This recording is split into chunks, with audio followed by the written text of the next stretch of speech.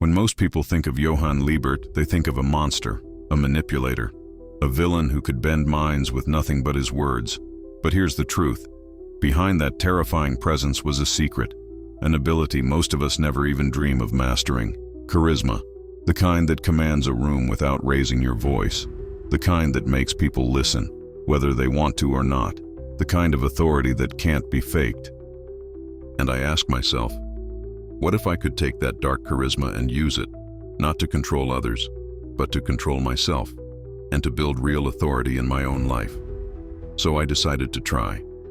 I decided to step into the shadows of Johan Liebert's mind, not to become him, but to learn from the way he wielded influence.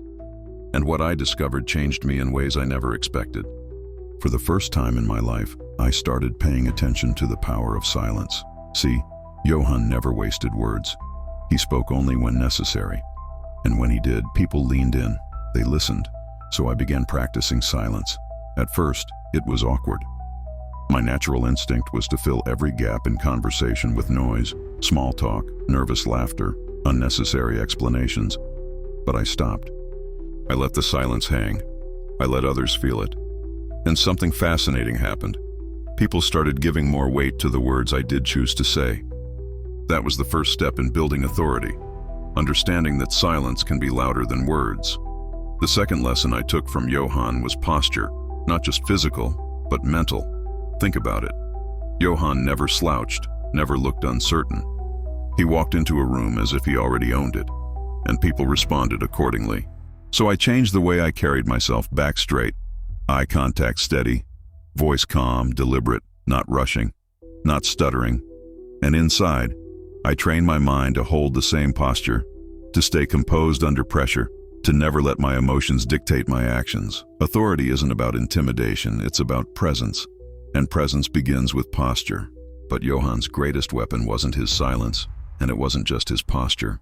It was his ability to see people clearly, to study them, to understand their fears, their desires, their weaknesses, sometimes better than they understood themselves. So I started listening, really listening, not just to the words people said, but to what they didn't say. The hesitation in their voice, the way their eyes shifted when certain topics came up, the patterns in their stories that revealed what mattered to them most. And when I responded, I didn't talk about me.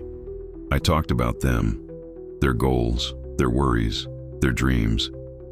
And suddenly, people began to trust me, to open up, to follow my lead, not because I demanded it, but because they felt understood. That's when I realized something powerful. True authority doesn't come from forcing control. It comes from creating connection. Of course, there was a danger. Johan used this charisma for manipulation, to twist people into doing things against their will. I had to remind myself constantly, I'm not Johan. I'm not here to destroy. I'm here to build, to use influence responsibly. So instead of using his tactics to dominate people, I used them to inspire people, to show them what they could become, to make them feel stronger, not weaker. And here's the surprising part. The more I practiced this, the more authority I built, not just with others, but with myself. Because the truth is, before you can command respect from the outside world, you have to command respect from yourself. There was a moment that proved this to me. I was in a meeting surrounded by people older, smarter, more experienced than me. Normally, I would have shrunk back, let others talk over me, doubted whether my opinion even mattered. But this time, I remembered Johan. I sat tall. I listened. I let the silence work for me. And when I spoke, I didn't rush. I chose my words carefully, with calm certainty. And for the first time ever, everyone stopped. And they listened.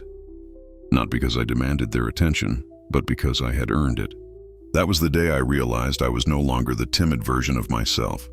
I had built authority, not borrowed it, not faked it, built it. Here's the lesson I want you to take from this story. Charisma isn't magic. Authority isn't given. They are built through discipline, through awareness, and through the way you carry yourself in every moment. Johan Liebert's dark charisma was terrifying, yes, But hidden inside that darkness are truths that anyone can use to transform themselves. Speak less and mean more. Carry yourself like someone who belongs. See people as they truly are and connect with what drives them. And above all, use influence not to manipulate, but to inspire. That's how you build authority. That's how you change how the world sees you. And more importantly, that's how you change how you see yourself. When I started this journey, I was just curious. I thought it would be some kind of experiment, an edgy idea, a psychological game, but what I gained was much bigger. I gained respect. From others, yes, but also from myself.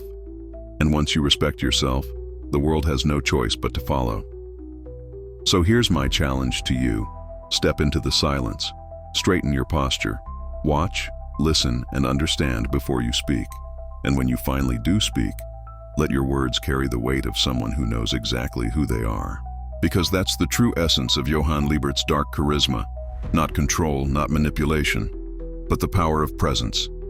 And if you learn to master that, you won't just build authority, you'll build a version of yourself that no one can ignore. Remember this. People don't follow titles. They don't follow noise. They follow presence. And presence is something you can build, if you have the courage to claim it.